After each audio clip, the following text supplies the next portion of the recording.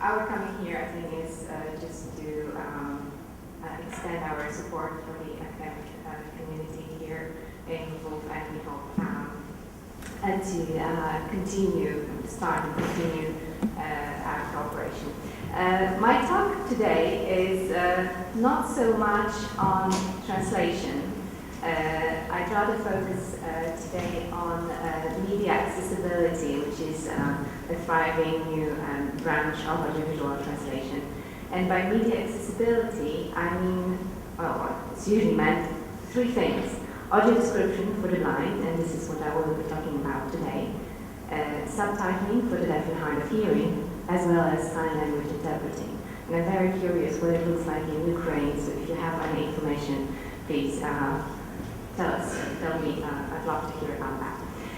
So my talk will be about audio describing foreign films, and here's the outline of the presentation. I thought that I should start the house with saying a few words what audio description is. Those of you who know this, please bear with me for the next couple of slides. Then I'll try to say what is different. How is audio description for foreign films as opposed to domestic monolingual productions? How is that different? And I believe it's different because it contains elements of foreign culture and foreign dialogue and how you have to deal with this.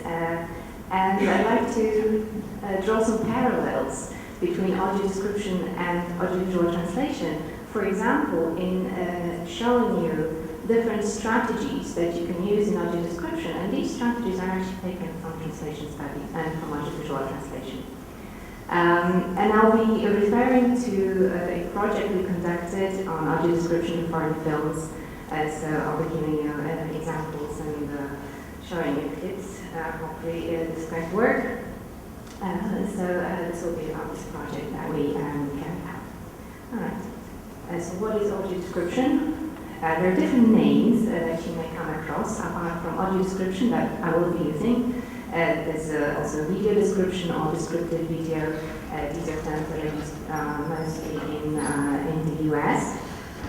And again, as with anything, you have a number of definitions, but basically audio description is this special narration that is meant for people who cannot see. And it is inserted in gaps between dialogues. I'm talking about films right now. And I'm sure you know this famous saying that the picture is worth 1,000 words. When audio describing films, you can't use that many words because you don't have enough time. All right, you have to squeeze in your description between the dialogue, so you have to conjure out vivid images in a very short period of time. Why do we have audio description? We would like to think perhaps that we care about the blind, but I think what's really important, and I'm not sure about what it looks like in Ukraine right now, but what really helped us in Poland develop audio description was the European Union directive that had to be implemented in Poland, and it was similar in the US. They have their Accessibility Act. The directive I'm referring to, you have the number here. It was passed in 2007, and it's basically on television broadcasting activities. And in one of the articles, we have this statement that television should be accessible to people with different disabilities, and that television programming should be accessible, and that should include sign language, subtitling, and audio description, as well as menu navigation, so that the blind people can actually start the movie themselves. In the US, they have a similar regulation, but I think much more comprehensive. They're also talking about using audio description for the internet, and they came up with this very nice idea, I think, that when you have a remote control for your TV, it would be really nice to have one button that would switch on audio description, just as you have with subtitles. I don't think we have that in Europe, but that would be great. So that's America. Let me now say a few words about who benefits from audio description. So the first obvious group would be the blind. so the people who cannot see. And again, it's a very heterogeneous group. There are people who were born blind, so with congenital blindness, and then there are people who lost sight later on, and they differ because the latter group, they have what is known as visual memory, so they remember colors, they remember perspective, they remember films. And it's the blind, the people who cannot see anything, if I can put it like this, it's actually a very small group. It's about 1/5 of the whole visually impaired community. About 80% are partially sighted, that is to say that they can see something, and there are different things, of course, that different people see. And again, they could be born partially blind, or they have acquired blindness later on. Apart from these, there are groups that also benefit from audio description, like the elderly, whose eyesight is actually faulty sometimes. Now, there's people with attention deficits, like different types of attention deficits. And also, there was this research carried out in the UK that also a number of sighted people benefit from audio description. For example, if you're cooking dinner and you're busy in the kitchen and you still want to watch a film, you switch on audio description and this voice is telling you what's going on when you can't look at the screen. But this is not the group that we usually focus on. A couple of pictures, what it can look like. On television, you simply switch on the right channel, the right audio channel, and in the cinema, I have an example from the UK here. Actually, two things. The first guy, this one, he's deaf, so he's watching a film with subtitles on this little screen. And the other guy, you can see the cane, the white cane on his lap. He's blind, and he's listening to audio description through an earphone here. So this is the system that is used right now in cinemas. It's basically like the system for conference interpreting. So you get an earphone to one ear, and then you listen with your other ear to what's going on to the rest of the film dialogue. And that's interesting again in terms of voices. Okay, what do we describe in audio description? The three main areas. First of all, the images. So basically where things are taking place and when and what is happening, who's doing what and how. So that's the main area. Another thing that we describe is sounds, but only the sounds that are difficult to identify. You shouldn't be patronizing, right? You shouldn't describe all the sounds because blind people can hear. And the third group is on-screen text. So many types of different messages, written messages on screen. You should read them out for the blind so that they can follow the film. Now, how do we know what a good audio description is? How do we know how to describe? There are several guidelines and standards that tell us how to do it. I've listed English-speaking and Polish guidelines as well. There's a Royal National Institute for the Blind document that compares different standards across Europe. Most of them are available online, so if you want to look for them, you can simply download them. But basically, France has their own standards, and Germany, any country develops their own standards. I wonder if there are any Ukrainian standards right now. If not, maybe it's time somebody wrote them. And the thing is, these standards not really agree on many things, but I'm not going to deal with that. In Poland, we have two sets of standards very different from each other. Now, what do these guidelines and standards tell us about audio describing foreign films? And I have to say, not much. In the British standards, they say, well, that Britain imports a number of productions from the US or Australia, so these are English-speaking productions, so there's no problem with adding English audio description for English audience, no problem with this. But there are other countries, such as Scandinavian countries, that use subtitling to translate foreign language dialogue. And what do blind people in these countries, what can they do to understand? Well, the content for them remains inaccessible, right? Because they can't see the subtitles.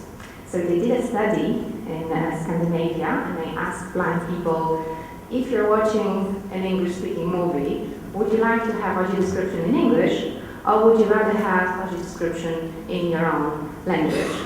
And well, perhaps not surprisingly, the result was that most people really wanted the audio description in their own local language.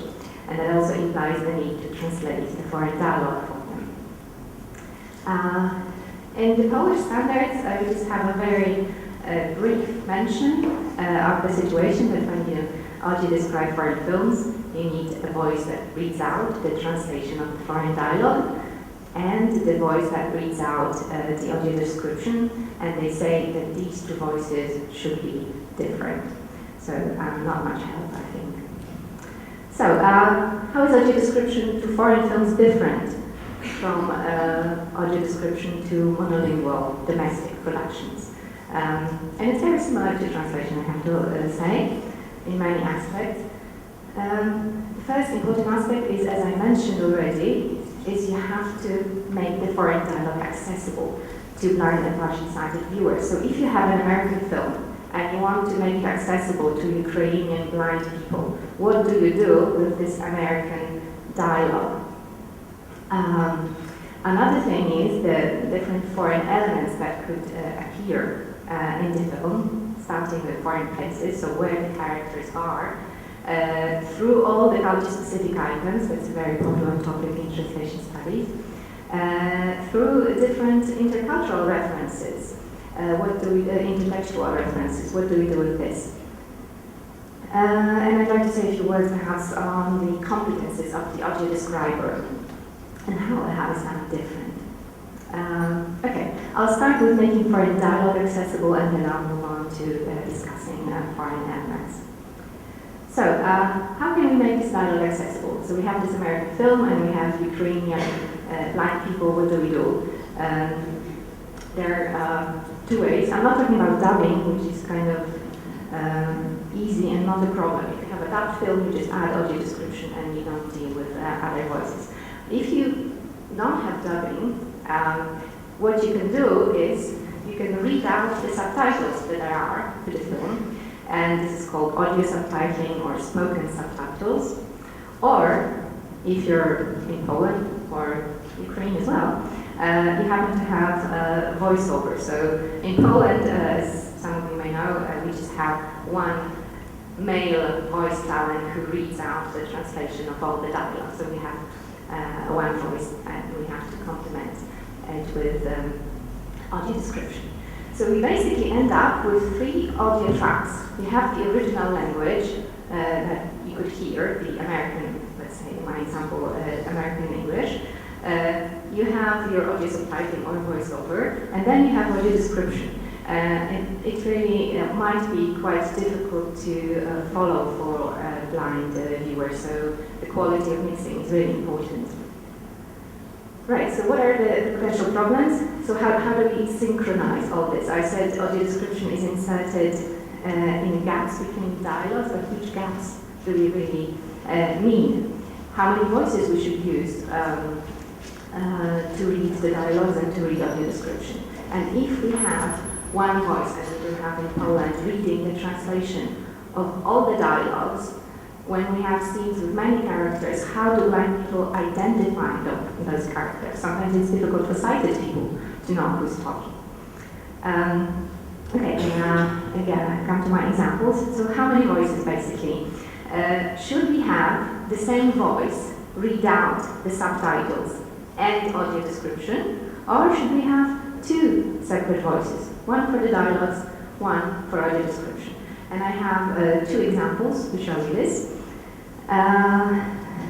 Yes, and there's also one question whether we should have a mixture of male and female voices. So I was preparing this back in Warsaw, and last night I switched on Ukrainian television, and I was really enjoying the voiceover that you have with more than one voice reading the translation, at least one female voice and one male voice. which really makes it even more complicated than the situation that I have here. And it would be great if you could carry out some research on what it looks like in Ukraine and how to use your voiceover to combine with audio description. But going back to my examples, I want to show you a clip from a Polish TV series called Londoners. It's basically about Polish people in London. And here in this clip, you will have audio subtitles because some of the dialogue is taking part in English, and you have Polish subtitles for this. And there is one voice reading out the audio description, and the same man is reading the audio subtitles, but he modulates his voice. So I want you to try and listen to this. Andrzej wchodzi do klubu, w którym pracował. Podchodzi do baru. Pobity klient przykłada sobie do twarzy worek.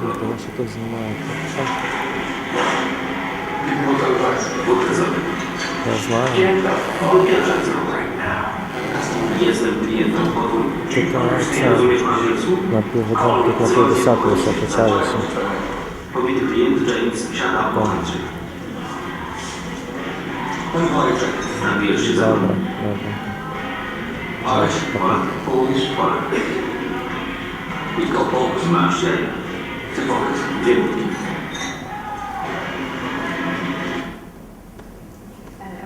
Sorry, it was in Polish, but basically I just wanted you to have an example of the same voice reading audio description and spoken subtitles. And you could hear the English, so I guess you basically know what it was about. Now I have another example where we use two voices. There was a film about, I think it was last year, 2 years ago, Imagine, I don't know if you've seen that, it was very important for the blind community. It was about a blind teacher who came to Portugal to a blind school, and he was teaching a blind student how to, different things.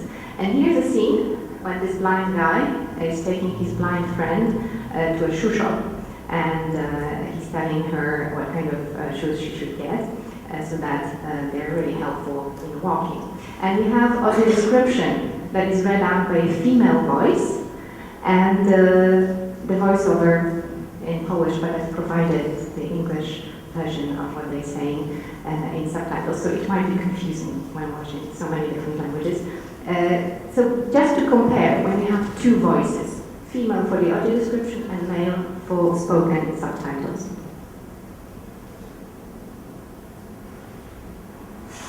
Na podłodze jabłek, na stopach Ewy sandałki espadryle, na koturnie, przy nich metka. Ewa przechadza się. To są osoby zbyt nieśmiałe. Jak to nieśmiałe? Są niedobre. Jan szpilką stuka o ladę w sklepie obuwniczym.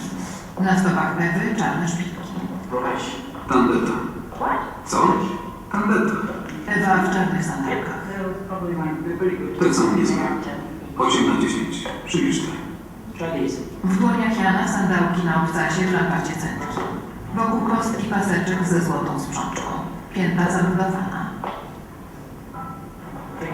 Przejdź jeszcze raz. Około 7-centymetrowy smukły obcas, lekko rozszerzony u dołu. Jeszcze parę kroków. Ewa przechadza się za plecami Jana. Na nich spogląda ekspedientka. To najlepsze buty. You could see, so you could actually decide yourselves what you think is better, whether it's the same voice or two different voices, and it actually depends really, I think, on the film.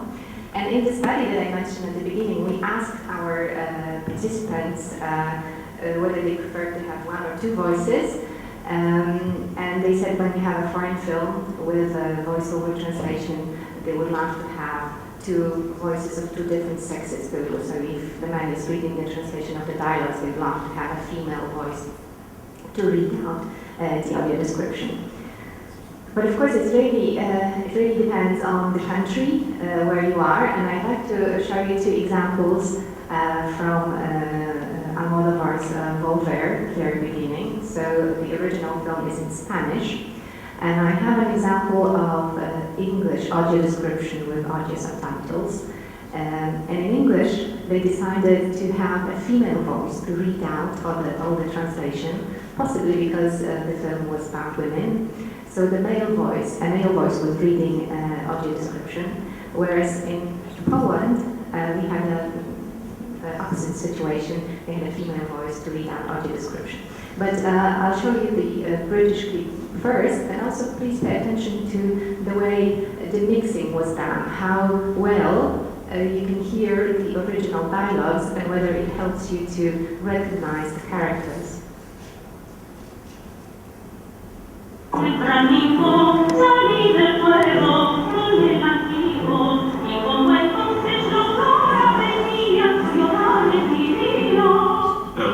Presents a film by Almodovar, Voltaire.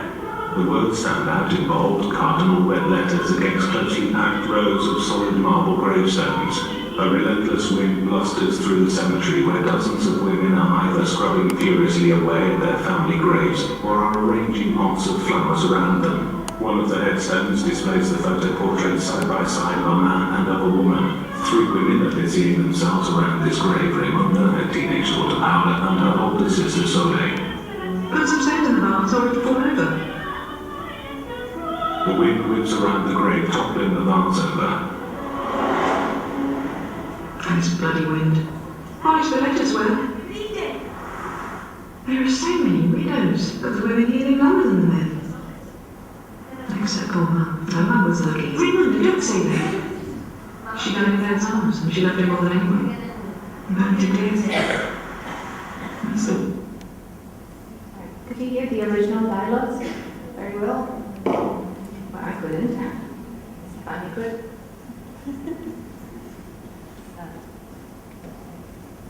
That's the Polish version.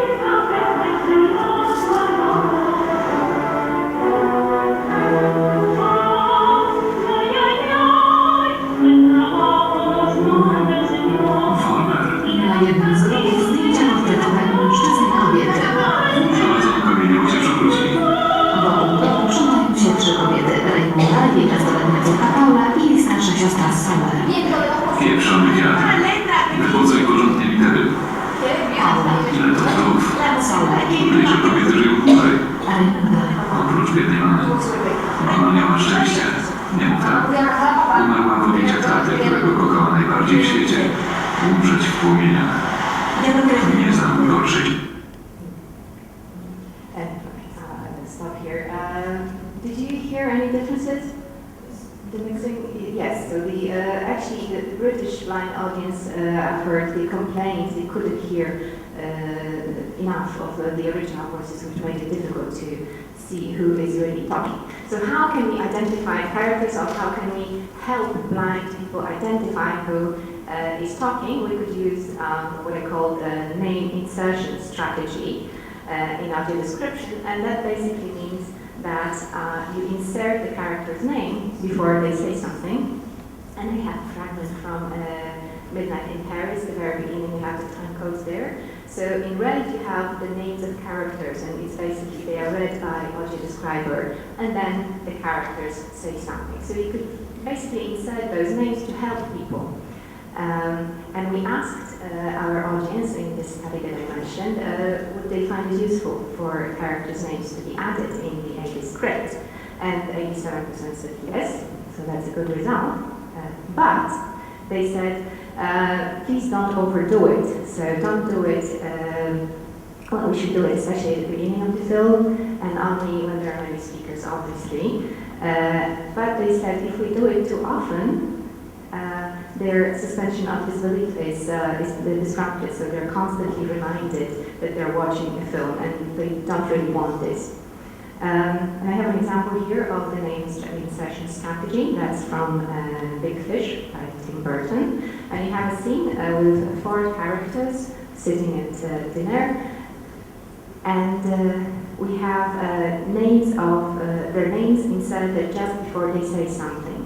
And I've provided you with subtitles of audio description here because it's in Polish.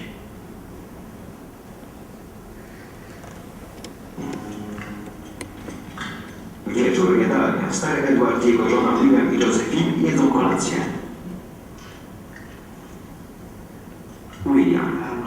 W Newsweeku wydrukowano zdjęcia autorstwa Josephine. Matka. Really? That's just one. Cudownie. Josephine. I spent a week in Zrobiłam je 2 roku, spędziłam tam tydzień. Matka do Edwarda. We'll have to Obejrzymy. Wszyscy potakują głowami. William wbija wzrok w talerz. Alright, so that was just an example of what can be done, right? So that's how we can help. Now, I also mentioned synchronization. So when exactly we should insert the audio description, which gaps are we talking about? So that's a film, and we have the original dialogue.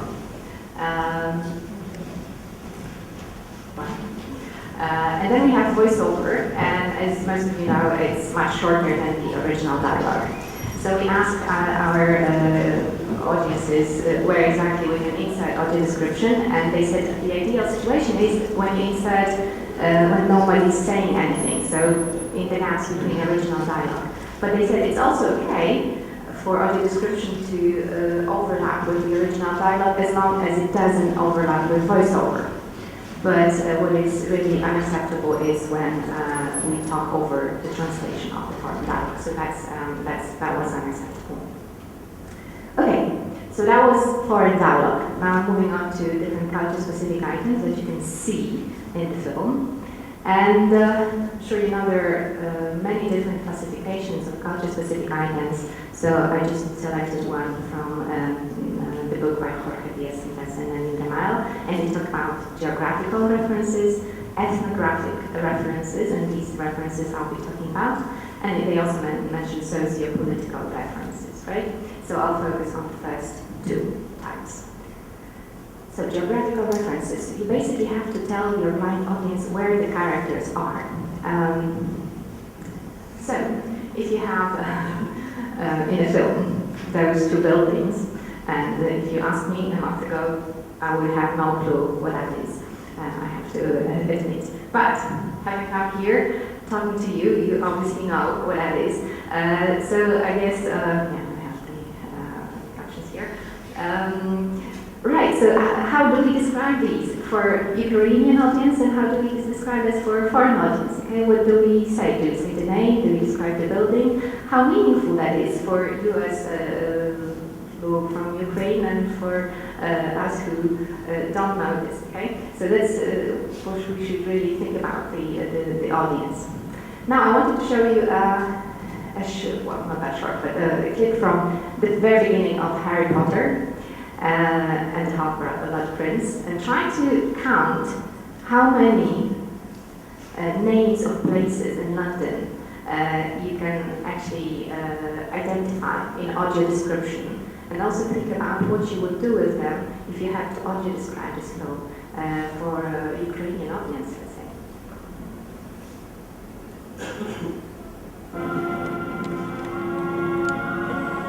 Looming out of the dark clouds, jagged metal letters form the words, Harry Potter and the Half-Blood Prince.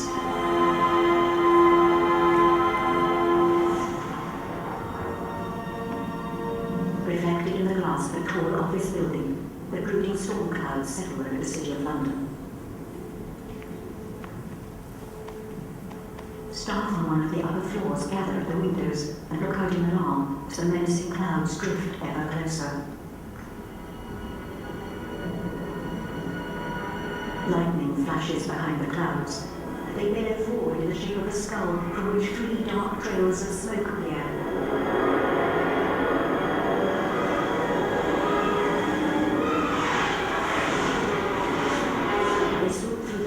Down towards the Thames, then across Trafalgar Square. They sweep up Charing Cross Road, moving swiftly past Leicester Square tube station. Travelling down narrow alleys, back streets, and through solid walls, they hurtle into Diagon Alley, where they swoop into a shop. It bursts into flames. People lie injured as the Death Eaters emerge from the shop, one holding a man with a bag over his head. 2 wear metal masks. The third has a lovely clean face and a beard. They zoom away and weave over and under the Millennium Bridge.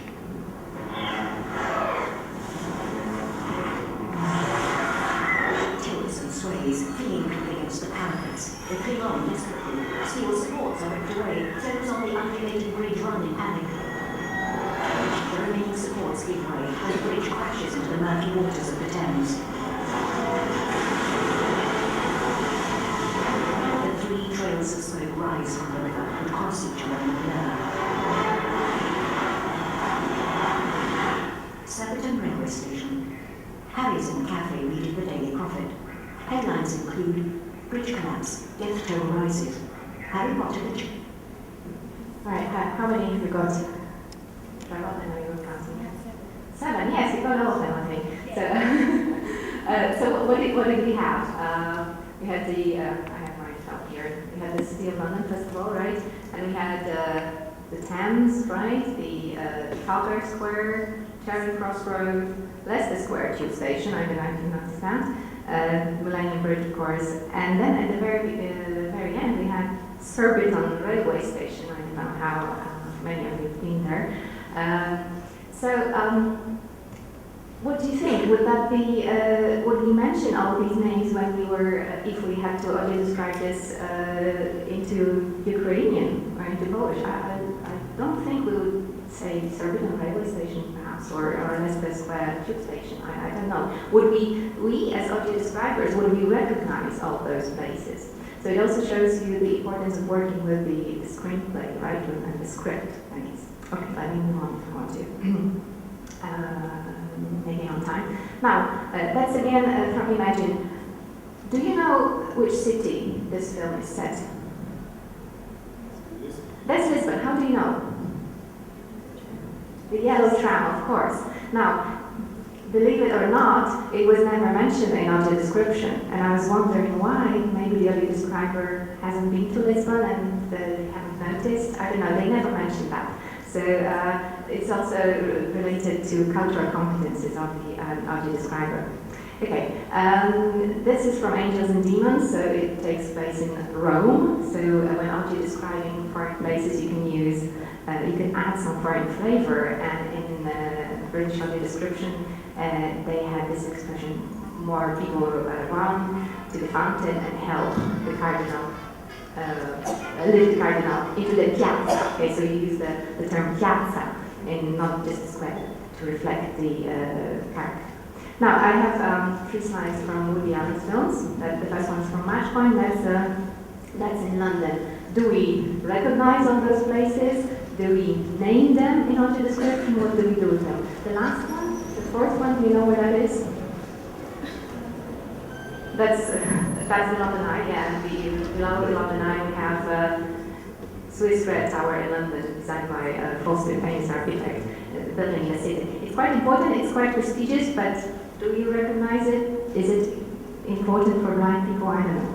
Now that's Midnight in Paris, and we have important landmarks in Paris. What do we do with them? Do we describe them? Do we just name them? That's from Vicky Cristina Barcelona. Again, the 2 ladies were visiting different parts in Barcelona, and the last one is, I don't know if you can recognize, it's nothing very specific there, it's La Rambla. And if you've seen La Rambla, you know it's La Rambla because of the flowers and the birds. There's nothing really, nothing else that tells you this. Okay, so I'd like to tell you about different strategies of what you can do with describing geographical references. And I've come up with 4 strategies. So first of all, you simply name the object. The example I'm using is Tate Modern. So you simply state in your audio description that this is Tate Modern, and that's it, okay? You can also use what I call explicitation. So you add 1 or 2 words to kind of give a feeling of what kind of building it is. So you say the Tate Modern Gallery, and it really helps people who didn't know what that is. You can also use the description without naming strategy. So you simply describe the building, say it's a large brick industrial building with a chimney and it's for a bridge station on the riverbank. And you can count on people to realize that this is actually Tate Modern. Or you can combine describing and naming. You can describe it if you have enough time, and then you simply give the name. And I have more examples of this from the films that I was just showing. So if you deal with a really famous landmark like the Eiffel Tower, the Houses of Parliament, or La Rambla, you can simply use the naming strategy because these places are really well known. When you're not sure, people people will know about this, so you can help them with explicitating a little bit, like the Gherkin, that's what this building is called, the Gherkin skyscraper or office block you can have. And as I said, the Tate Modern Gallery, or Charlotte can pronounce it perfectly, the editors of Grand Palais. Right. So the editors is just to add the grandeur of the building. I don't have number 3 because we haven't used this strategy, I have to say, and describing and naming. So when you have time, you can describe and name the place, as you have here in the examples, or you can use a combination of strategies. This is from the Cristina Barcelona. You have naming, you have description, and you have explicitation, so you can combine them as well. Apart from places, there are a number of ethnographic references that can be found in films. And I have a short story from Greece. They had no audio description in Greece some time ago, and they wanted to do it professionally, so they turned to American audio describers who audio described Greek films for them, and then they translated the audio description scripts into Greek. And when there was a case of a Greek Orthodox priest, American audio describers described it as priests dressed in black robes with long beards, etc., because this was something they weren't really familiar with. And apparently, what was done then in Greece, they got rid of this description because they thought the Greek audience is familiar with is referring to subtitling, and I'm using it here, and I think it is applicable to audio description as well. So what if you have a culture-specific item? What can you do? You can use retention, that is, leave it untranslated, like with the example of Coca-Cola. You can use direct translation, Statue of Liberty, and then Tiana can read it. The one started so well. Hope it's spelled correctly. Then specification, all right? So giving the viewers a little bit of guidance, what I called explicitation just a second ago. So instead of saying at Brown, you add at Brown University. Of course, generalization, instead of Los Angeles Police Department, you say police, so you use a superordinate term. Or you use a substitution, and with substitution you can play 2 tricks. First, you can substitute source item like Wimpy with another source item from the target culture like McDonald's that would be more familiar to your audience, or you can use a target culture item, like if you have ravioli, for example, you could use pelmeni, so that would be substitution, the other kind of substitution, or omission, favorite of some of my students, I have to say. Okay, so we can take the classification by Pedersen. There's also a classification by Ivona Mazur, and she was describing different AD strategies related to emotions and face expressions. So she said literalness is one of them. So key facts, you describe literally, objectively, what is there. Explicitation, you simply say, he is said, judging by the face expression. Generalization, you say, his faces, or omission. Don't mention anything at all, or you use a combination of strategies. My point here is that no matter which name for a strategy you use, it's really important to realize that we have a number of strategies at our disposal.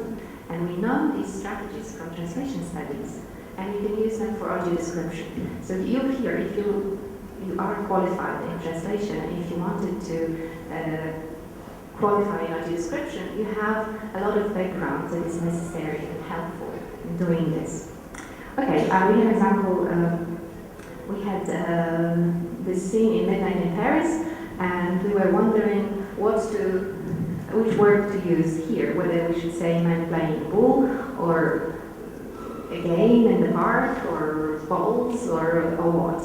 So we basically used retention, or literalness, or naming. So we simply left this culture-specific item for our viewers to be able to feel the foreigners. Okay, so that's a French game. And I have a couple of examples from different films of different culture-specific items that you can encounter. This one is from Watchdown. This is a Saudi Arabian film.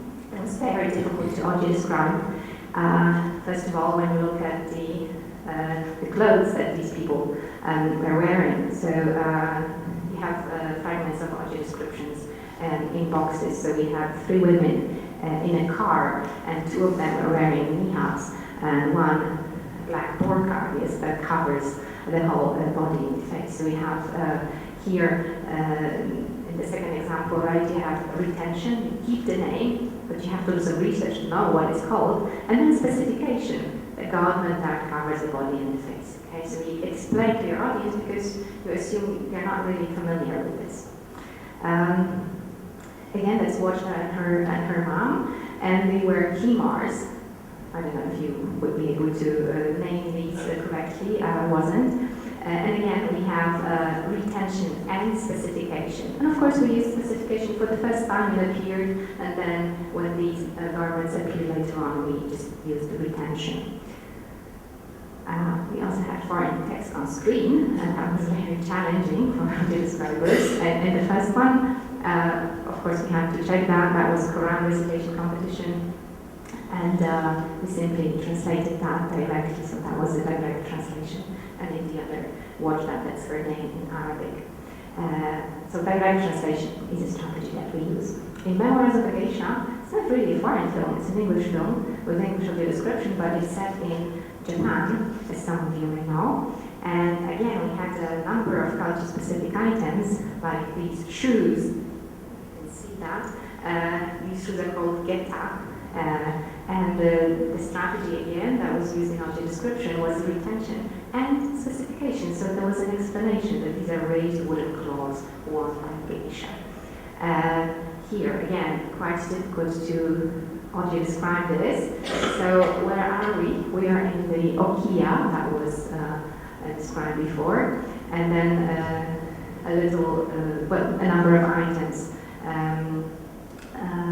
Clothing items like obi, so we have retention and specification. So with kimono and obi, etc. So as you can see, there are different audio describers doing those films, but using similar strategies. This one is an Israeli film, Fill the Void. I don't know if you've seen that. And here we had a couple of scenes with women wearing headscarves, and it was quite important because in this community in Israel, only married women do that. And we somehow have to describe this. So the audio describer simply used generalization here. She said she wrote a turban-looking headscarf. She could have used the particular term for this, tickle, but she didn't. She thought that would be too much, so she used generalization. And again, the description of this young man, red-haired man with side locks, dressed in long red regalia. Here we have retention with no explanation. So it's not really always consistent throughout the film, if you look at that. And again, from Vauvert, here we have a scene when an aunt is serving cookies. And these are Spanish cookies, barquillos, so basically biscuit rolls. This is what they look like. And I'm comparing Polish script and English audio description script. In Polish, in voiceover, we had the term barquillos, and then in the audio description script, we simply said cookies. So that was generalization.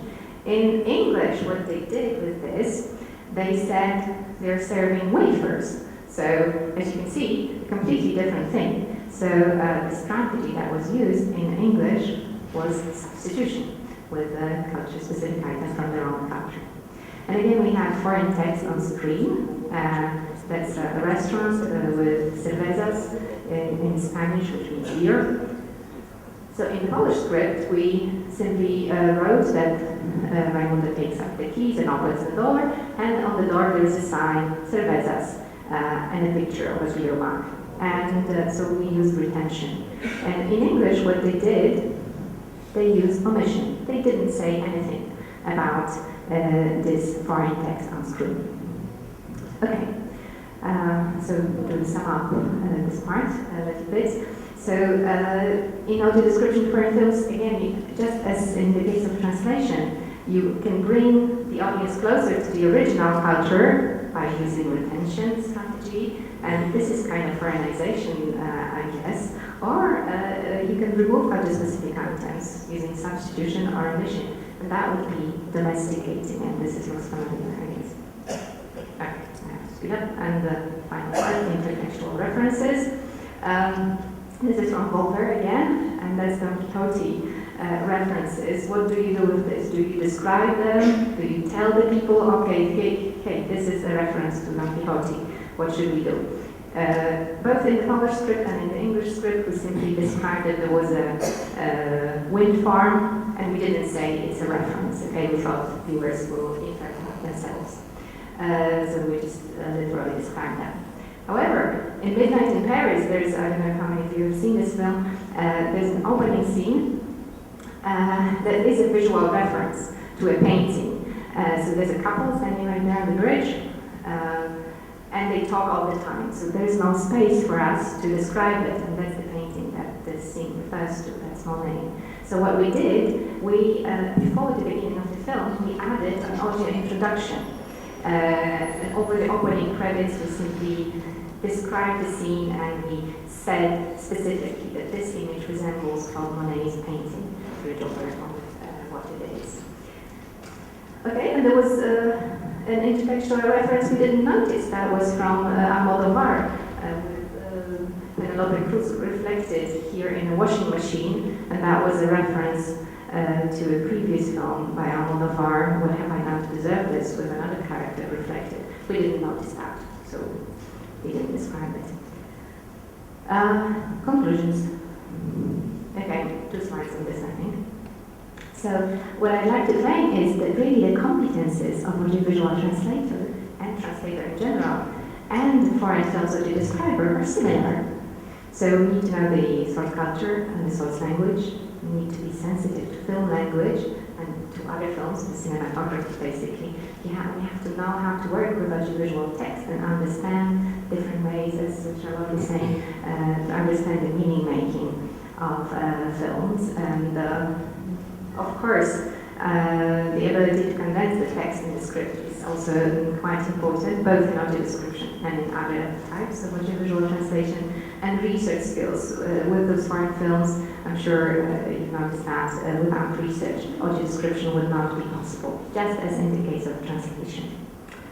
Okay, so I think the audio description of foreign films is a bit more tricky, more difficult, demanding, challenging than simply an audio description to domestic productions, and different competencies are required. And depending on the global strategy that you take, whether it would be closer to foreignization to domestication, you can use a number of different local level strategies, the ones that I showed you, like retention, generalization, etc.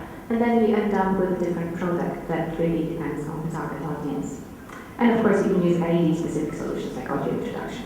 It's like a footnote, perhaps, equivalent in a book. Yes, and I just want to say that our research showed, and I'm sure it would be the same everywhere, that blind people do want to watch foreign films, they just don't want to watch domestic productions, so we should provide them with those foreign films. And we just know how to do it. I'm supposed to thank you, and thank the number of people who helped me with this presentation, the audio describers and our research team, and the Polish Ministry of Science, which sponsored my research. And here you have my email and the address of our website, Audiovisual Translation Research Lab. We're also on Facebook if you want to like us. Thank you. I'm looking forward to questions. Audio description enthusiasts of the state. We can take a couple of questions and then break for coffee.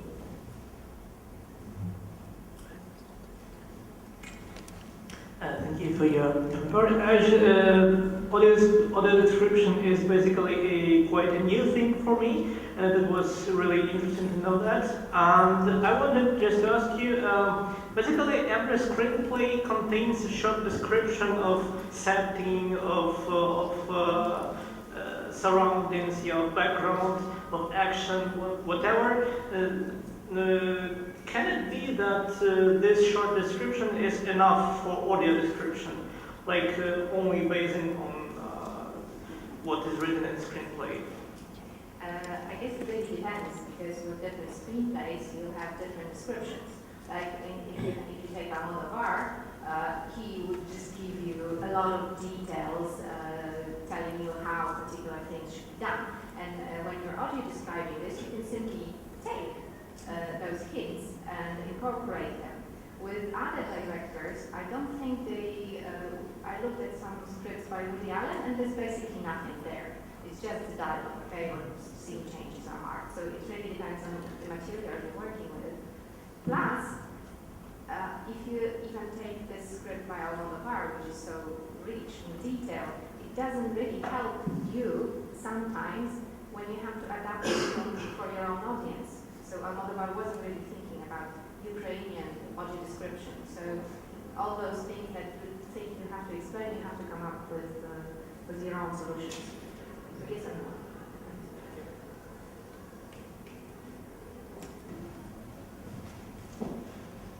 Thank you very much for the report. And my question basically concerns the substitution strategy. We know that substitution is not among the preferable strategies to be used, but definitely in Ukraine, and I suppose not only in Ukraine, this strategy is quite common.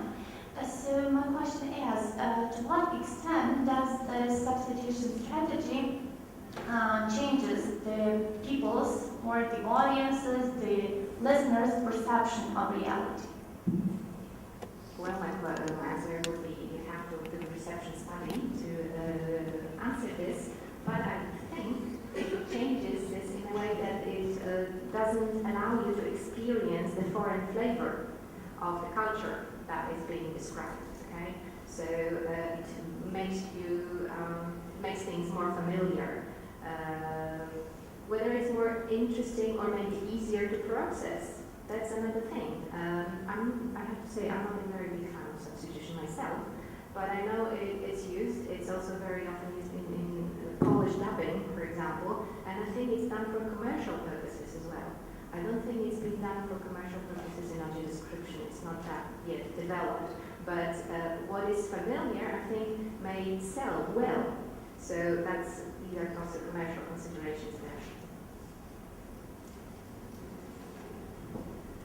One last question.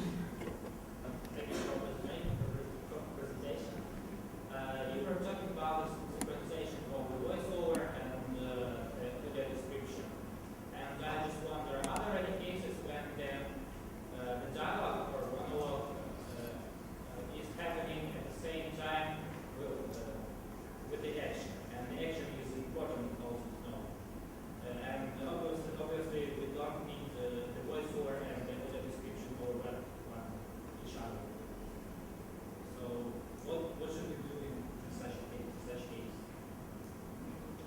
Well, if you read the guidelines most of them will tell you don't describe over the action unless it's absolutely necessary. So it all depends on the scene, I guess. If something's really important and you really have to mention this, you just use as few words as possible and, well, just talk over the dialogue. But generally, you can also use what is called foreshadowing or anticipation. So you could describe what is going to happen before it happens if you don't have time to describe it when it's happening because people are talking. So you can do it before or just after, or if there's no way, you can do it otherwise. Just say a few words on dialogue. Takiego mam Agnieszka.